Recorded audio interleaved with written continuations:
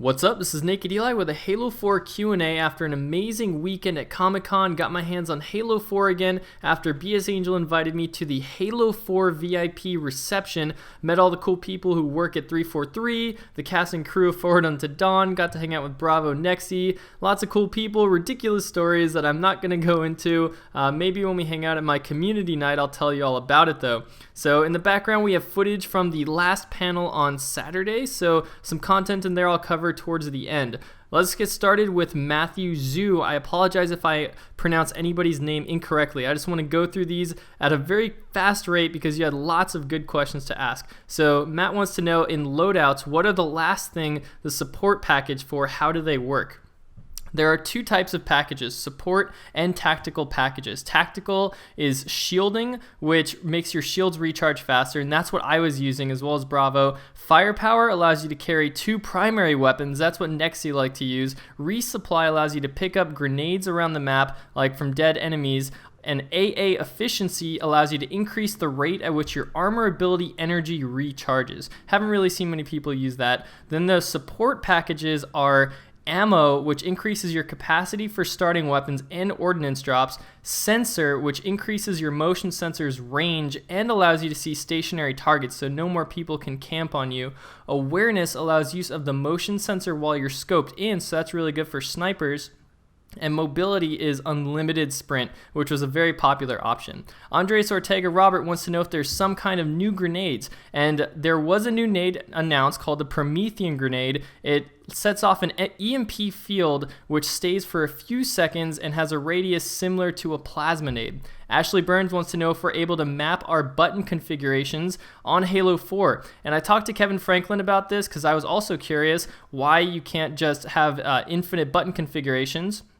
He said engineering prohibits pure customization because of the way the different buttons work, right? A is different than right bumper is different from right trigger, and that some are softer and can be pressed more quickly, and so that really affects the button layouts that they're going to deliver to us at launch.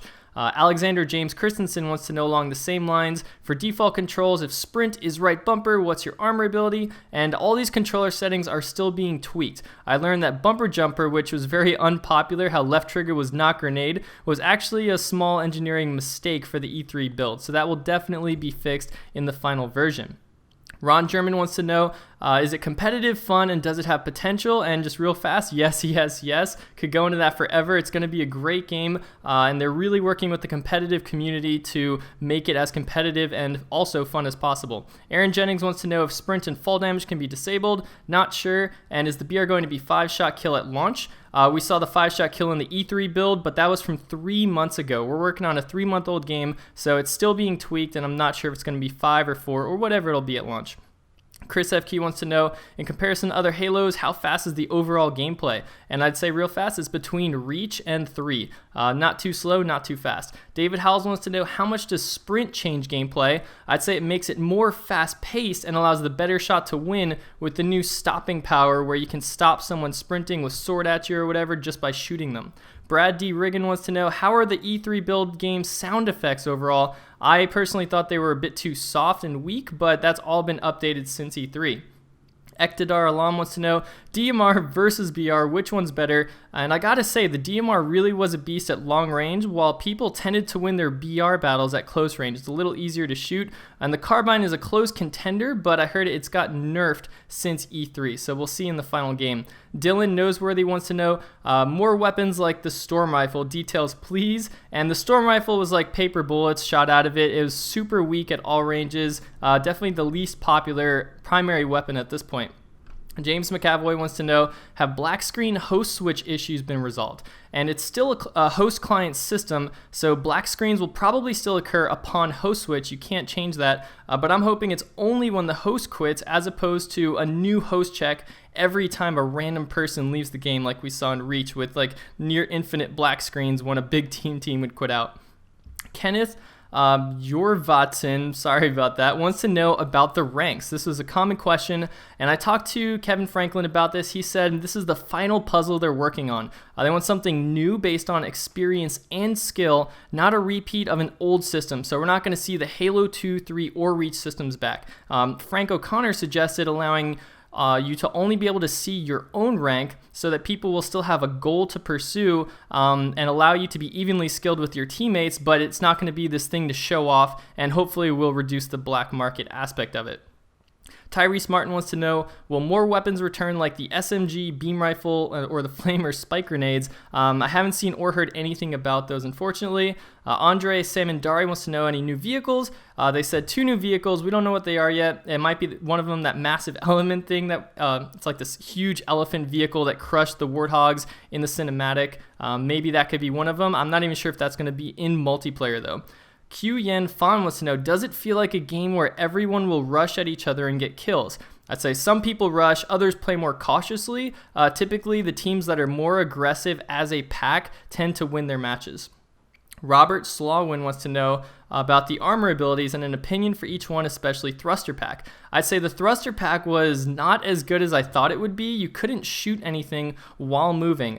In the current build, it moves you out to third person so you can more easily see where you're going, and it's better at close range where you can just get the quick melee from the side like that. The hard light shield worked as like a tank distraction. The hologram was just as useless as in Reach, and Promethean vision was still the most useful across the map, but it's been nerfed since E3. It has a longer recharge time and a shorter usage time at this point.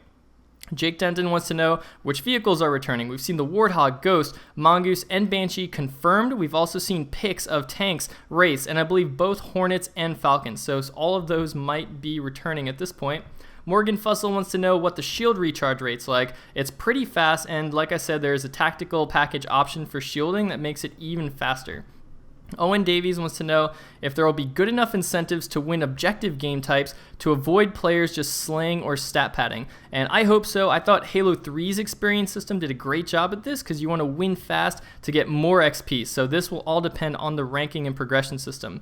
Sanchit Agrawal wants to know if it's 30 or 60 frames per second, and it is 30 FPS. 60 just takes way too many resources that I think they're putting into other aspects of the game, and I prefer it that way. Andrew Lee wants to know about the sticky detonator and speed or power of the rockets. Sticky detonator, definitely one of the hardest weapons to use. It's like you have to directly stick someone to get a kill with it. Rockets were more like Halo 3. They're a little less powerful than Reach, and they were even slower shot than the Halo 3 rockets. So I think that's to help balance this power weapon out. And Ryan Saab wanted to know about armor and medals. So there's tons of armor in the games. We've heard about all these skins with different pre-orders and also unlockables as you level up. There's going to be cosmetic choices for you to make in the progression system, as well as more tactical decisions to make with your Spartan points as you rank up in both War Games and Spartan Ops. As for the medals, they are placeholders, and new ones have already been made to replace them. Also, just to add in my own things, overshield invincibility is gone in the newest build, and it is confirmed that plasma pistols stun or disable vehicles. There's also objective-specific assassinations, as you saw, which are pretty sweet.